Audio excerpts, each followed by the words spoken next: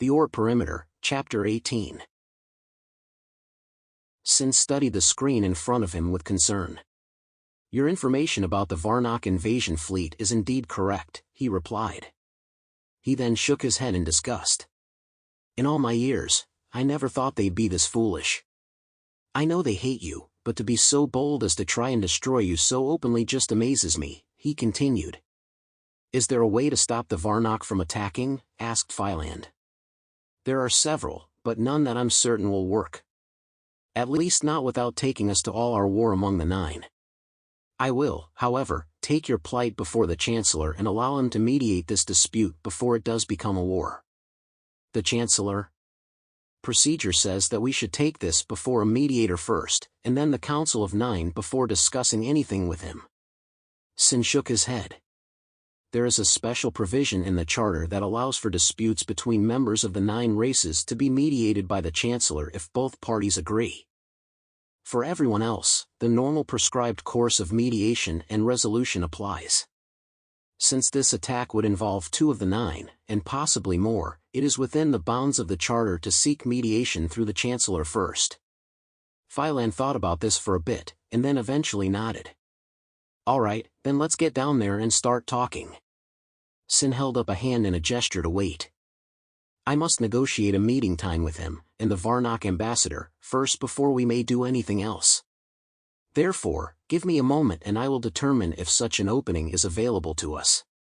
"All right, go for it, and let me know what you come up with," said Philand. Sin pulled a small device, about the size of a smartphone, out of his pocket, tapped a few things into it and then waited for the reply. Eventually he got one. "He says he has an opening in 15 standard minutes and will summon the Varnock ambassador for us, so we will not need to see to that formality," he said. "That was quick," said Philand. Sin smiled. "Being adjutant president has its advantages," he said. "I guess so." Sin, Philand and Finch then turned and made their way over to the Chancellor's office. As they entered, the Chancellor stood up and gave a welcoming series of gestures. "Adjutant President, greetings," he said politely. Sin bowed slightly. "Greetings, Chancellor. Has the Varnock ambassador arrived yet?" he asked. The Chancellor shook his head. "He has been summoned, but has not, as yet, arrived. But he should be appearing shortly. However, as we await his arrival, I must inquire of you as to why this Jinn, and his Fondo companion, are here with you." "They are as much a part in this discussion as I am," said Sin. The Chancellor bowed slightly. "Very well. Then I shall grant them permission to remain." Just then a hack and a trumpeting sound drew their attention to the door. Standing in a posture of disgust and horror, the Varnock ambassador glared at Philand with an expression of utter disdain. "What is the meaning of this? Why is this Chapaji here?" he shouted angrily. "Do not call them such. You will politely refer to them by their proper name," shouted the Chancellor. "He is Chapaji. I refuse to address him as anything else." "Oh, stop with your incessant blathering, Ambassador. The Jinn are no more of a risk to you than a wisp of smoke," said Sin pertly. The Varnock ambassador hissed in disgust. "They are a threat to the entire galaxy and deserve to be wiped from existence," he shouted with bitter contempt. "So is that why you're amassing a fleet of warships against us as we speak? To rid yourself of a helpless, harmless race that is of no threat to you? Of course we're amassing forces outside of your territory.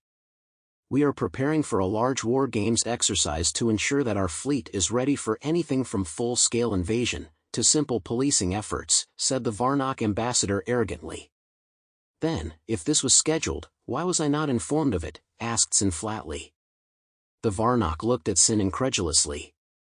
"It is not my fault that your subordinates do not inform you of such things." "I have not heard of these war games either," said the Chancellor. The Varnock stared at him in disbelief. "Impossible. My government informed you of our intent over a month ago," said the Varnock innocently. "No, they did not. I have received no such notice, nor has any of my staff," snapped the Chancellor. He gestured in the air, bringing up a large holographic screen full of information. According to our treaty logs, we have records of notifications for many such training exercises submitted to us over the past year, but none for the near future that are to be held anywhere near the border of Gaekvan space, as you so claim. He then dismissed the display and grunted. Therefore, either you are lying to me, or this has been an egregious and most unfortunate oversight on the part of your government, he said firmly. The Varnock bowed slightly. Forgive me, Chancellor. I was informed that you had already been notified of our training exercises. It would seem now that such information was in error.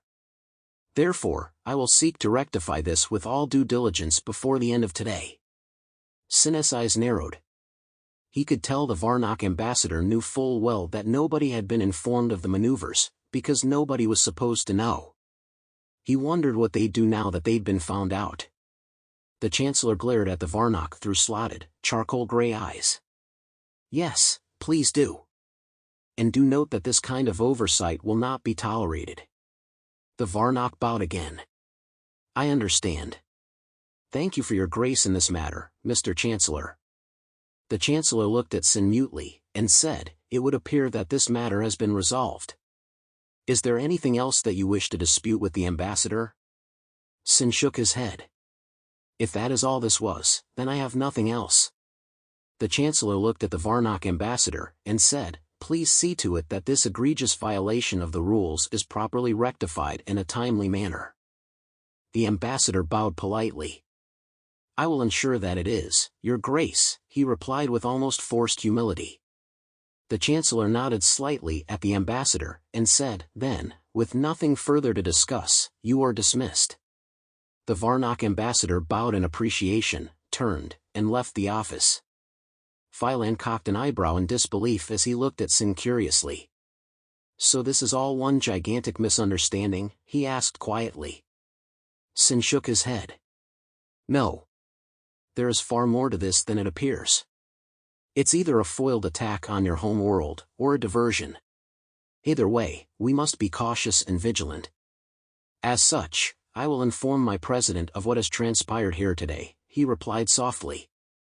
So, honored Adjutant President, was that the only business you had with me today? Asked the Chancellor. Sin nodded. It is. However, I suspect that we have not fully resolved this issue. But, for now, we will have to consider the resolution of today's events as satisfactory. The Chancellor nodded. Understood. I will accept that as well. Nordum looked at Phylan in surprise. The Varnock were trying to do what? He asked. Well, based on what we've seen, they were planning to attack Sol right under the nose of the Gaekvan, and everyone else, said Phylan. Nordum frowned slightly. That's somewhat disturbing. To have the Varnock so willing to openly attack us like that means they've become desperate. I know they've hated us for some time, but to be willing to risk the wrath of the Gaekvan, the UGW, or even the other members of the Nine means that, whoever is controlling them is growing impatient. I'd gotten the same feeling as well. Yet, I'm curious what would make them want to speed things up after moving so slow and cautiously before. Nordum sighed. It's possible that their plans depend on a certain series of events occurring within a specific time frame, and if those opportunities are missed, it could set them back years. Thus, in such cases as that, acting brashly may be their better course of action. In other words, this may be an attempt to force their plans back on schedule. That is likely the case, said Nordum. Well, that certainly puts a new twist on things. It makes you wonder what's so important that they'd take such a risk. Nordum frowned. I have a feeling we'll find out soon enough. Mike leaned back in his chair as he studied a series of reports in front of him. Bentley sat across from him and nervously drummed his fingers as he waited for the Admiral to finish. Finally Mike looked up and tossed the small data pad on the desk. So all upgrades are completed, right? He asked. Well, everything except Gate 27. We've got some issues installing the last of the nodes there due to some unforeseen problems. Such as? Well, I can't really explain it, but the new shield array has some weird kind of harmonic resonance to it that we don't, as yet, understand. It's created a strange energy wave on the surface of the shield that's traveling back and forth across it like a gigantic echo. It's not affecting the performance or effectiveness of the shields any, but it's putting any travelers through that gate at risk. That's why I haven't completed the upgrades there as of yet. From what my information tells me, if one of those waves strikes a ship traveling through the gate, it could either crush the ship into a highly compacted ball of metal or possibly even rip it to pieces. We're not actually sure which way it would go, but the results would still be a completely destroyed ship either way, and possibly worse. Mike blinked in surprise. That's not what I would call a small problem. Well, that's the thing. It doesn't affect any of the other gates. Just Gate 27. It's like that's the focal point for all of the waves. It's possible that's because Gate 27 was scheduled to be the last of the gates to be upgraded. Won't something like that damage the other shield nodes? Surprisingly, no. The wave only travels across the surface of the array, so the nodes are not affected in any way. If they were, we would have switched to a modulated variable shield frequency to compensate. Why can't you do that now? Because, all of the shield nodes are designed to operate in synchronous harmony with each other, blending their energies together into one seamless wall of defensive energy. If we modulate their output, it effectively turns them into individual grids that are incompatible with each other, thus reducing the strength and efficiency of the shield. The homogeny of the shield array is what gives it its strength. I think the biggest reason we're having such an issue with this right now is because we've never worked with a defensive shield of this type on a scale this large before, not to mention that this new shield is unlike any other before it. As such, we're operating in completely foreign territory on this. Mike's eyes narrowed. I thought the researchers had solved all of the issues of scaling with this shield system before they gave it to you to mass produce. They did. But there are some things that even the best computer models can't predict. This was apparently one of them. So, if this was an unpredictable event, why is it occurring with this new shield grid, and not the older one? Well, because the older design was a cell-style shield array which functions differently than the blended shield array that we're using now. So the physics of the shield are entirely different. As I said, we can try to predict how things will function in the real world. But, at best, it's all just guesswork. Mike sighed. This is one of the reasons I went into military service instead of science. So, how long before we can make the upgrades to Gate 27 and deal with this energy wave problem? We've got a lot of commerce that comes in and out of that gate. I don't know. I'm working with Dr. Corbin and his team to try and solve that issue, but it could be months before we're likely to have a solution. Try to make it weeks if you can. The Varnock are getting edgy and I'd like to be ready when and if they decide to attack. We'll do our best, sir. Good. And one last thing. What of the protomatter devices? Are those ready? Bentley nodded. We'll have the 8 of them you requested in your weapons bay by tomorrow afternoon. I don't know how many more you'll want to manufacture after that, but we can mass produce them as fast as you'd like. Mike waved his hand as though to halt. No, not those. They're too powerful. If anyone is going to use them, I'd rather have it be exclusively me and my crew, and only as a weapon of last resort. They're too dangerous to let just any Joe gun rocket have one. Understood, sir. Then, should we keep the plans handy in case you use up the initial 8 we give you? Mike pondered this for several moments before nodded. Yeah, we probably should. But, be sure to keep them under the maximum level of security you can get. I don't want just anyone stumbling onto the plans for them. The last thing we need to do is let that cat out of the bag, because that'd be one seriously nasty tabby that would be hard to put back in, if you get my meaning. Bentley nodded. Don't let the genie out of the bottle, even if you have to bury his lamp in a mountain of cement, he replied. Mike nodded in return. Exactly. All right, I'll make sure that my team, who is working on building those, talks to nobody about them, and seals away everything they know under lock and key once they're done. If I have to, I'll even make sure the plans for them follow us to the grave if necessary. Mike's eyes narrowed. That would probably be best.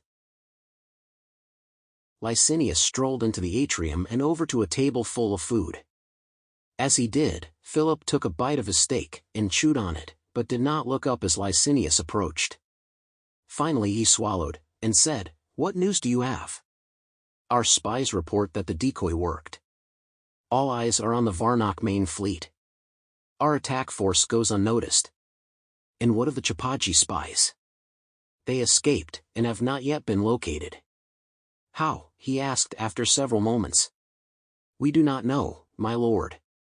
Philip took another bite of his steak and chewed on it as he thought about this.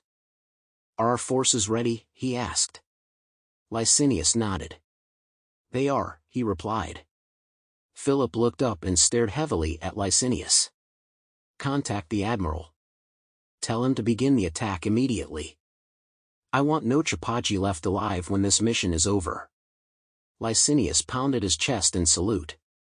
"As you wish, my lord."